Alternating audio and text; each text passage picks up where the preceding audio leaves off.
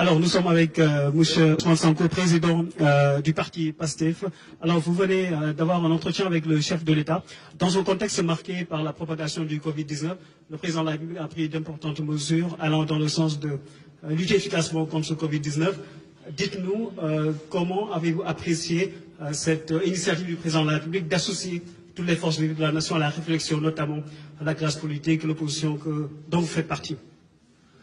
Oui, nous sommes venus répondre à cette invitation parce que nous considérons que les moments que nous vivons sont particulièrement graves et qu'ils doivent appeler de chacun de nous au sens de la responsabilité et surtout du dépassement par rapport aux convictions que chacun d'entre nous peut avoir. L'État a la prérogative et la priorité de la gestion de cette crise. Mais c'est une crise qui interpelle tous les Sénégalais, tous les citoyens. Ce n'est pas une crise qui interpelle seulement l'État et les plus autorités qui sont à sa tête, notamment le président Macky Sall, mais c'est une crise qui interpelle tous les citoyens sénégalais. Et donc, nous avons considéré, nous n'avons pas attendu cette audience pour donner notre point de vue et apprécier toutes les mesures qui avaient été prises jusque-là. Et je considérais que c'est des mesures qui allaient dans le bon sens. C'était les mesures qu'il fallait prendre. Alors, notre seule présence ici suffit à démontrer que l'heure est grave, je crois. Et c'est pourquoi nous continuerons à lancer un appel aux Sénégalais à rester vigilants et concentrés et surtout à suivre strictement les consignes qui ont été données. Strictement parce que c'est des consignes qui sont données pour leur bien. Il s'agit de sauver des vies. C'est pas c'est pas un jeu. Aujourd'hui, c'est des milliers de morts qu'on voit un peu partout. Et ça n'épargne ni Premier ministre, ni président, ni chauffeur de taxi. Tout le monde est exposé à cette maladie. Donc, il est important que tous les Sénégalais le comprennent. Au-delà, nous avons écouté. Nous étions venus avec beaucoup de questions. Parce que jusqu'à présent, on était dans des mesures d'ordre sanitaire. Hier, on nous a annoncé, parce qu'on est à la phase de l'annonce, un certain nombre de mesures d'ordre budgétaire avec un impact économique et social recherché. Évidemment, on est dans une autre phase de gestion de cette crise. Il était bon que sur pas mal de questions, avant d'avoir à prendre une position, nous puissions interpeller, puisque le plan n'est pas encore présenté aux Sénégalais, c'est les annonces simplement. Et je crois que le président Macky Sall a répondu à toutes les questions que nous avions soulevées. Nous en avons pris de bonnes notes et nous allons pouvoir fonder notre avis à partir de ces réponses, en attendant que les ministres chargés de l'application de ces décisions nous produisent les plans détaillés. Déjà, que pensez-vous des mesures qui ont été prises par le chef de l'État à l'occasion de son adresse à la nation? Oui, c'est des mesures. Pour le moment, j'ai dit qu'on est à l'état de l'annonce.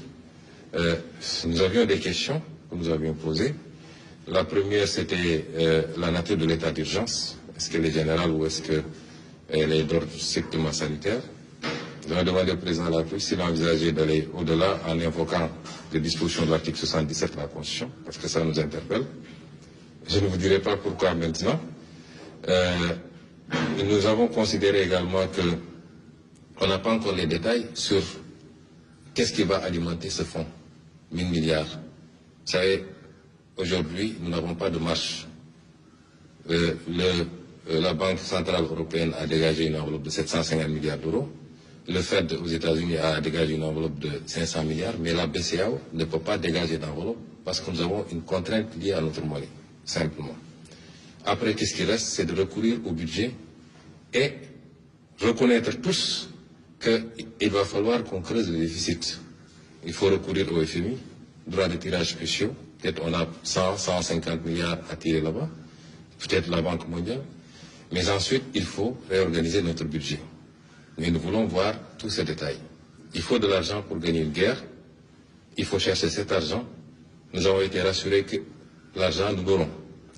Après, où va cet argent? C'est aussi important. Il ne faut pas que cet argent soit dépensé simplement à acheter des 4x4 pour des soi-disant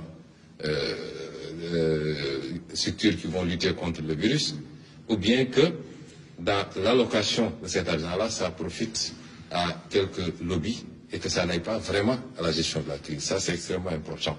Et c'est un plan détaillé qui nous permettra de voir. Déjà, j'ai dit carrément au président que je ne suis pas d'accord avec les mesures fiscales du moins. Les mesures d'annulation de dette fiscale, surtout quand c'est fait de manière généralisée, ne sont jamais de bonnes mesures. Vous ne pouvez pas mettre dans le même panier ceux qui ont carrément commis des crimes fiscaux, notamment collecter de la TVA et ne pas la reverser, ou collecter de l'impôt sur les salaires et ne pas reverser, avec ceux qui peut-être ont commis des erreurs de bonne foi, c'est des questions d'interprétation, etc., etc.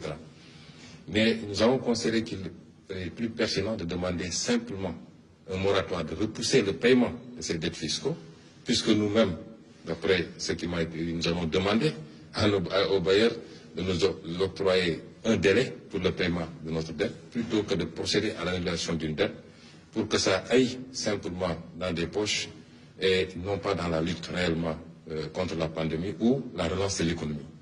Ça, c'est les problématiques que nous avons posées. Nous avons considéré que les 50 milliards alloués aux mesures sociales nous semblent assez peu. Notamment, si vous avez une enveloppe de 1000 milliards, vous connaissez la situation du pays. Je crois qu'il faut envisager mettre un peu plus. Nous n'avons pas entendu de mesures pour les salariés, par exemple, également. Il n'est pas question pour nous de dire, oui, les gens ne vont pas payer ceci ou cela. Il y a beaucoup de choses qui se disent, on ne paye pas le loyer, on ne paye pas l'eau, on ne paye pas l'électricité. On n'est pas à ça, puisqu'on n'a pas prononcé une mesure de confinement. Les gens peuvent continuer plus ou moins à vaquer à leur occupation, mais il faut envisager des mesures pour accompagner ces pans, parce que beaucoup de gens dépendent de ces salariés.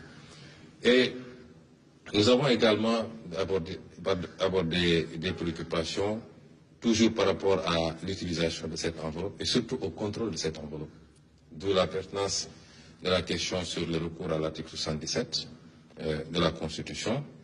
Nous considérons qu'il faut absolument, évidemment, nous sommes en crise, ça justifie cette solidarité et qu'on mobilise les fonds, mais en aucun cas, il ne faudrait qu'un seul franc destiné à ce combat se retrouve ailleurs que de droit. Et ça, c'est extrêmement important. Et c'est une gestion transparente et rigoureuse qui nous le permettrait.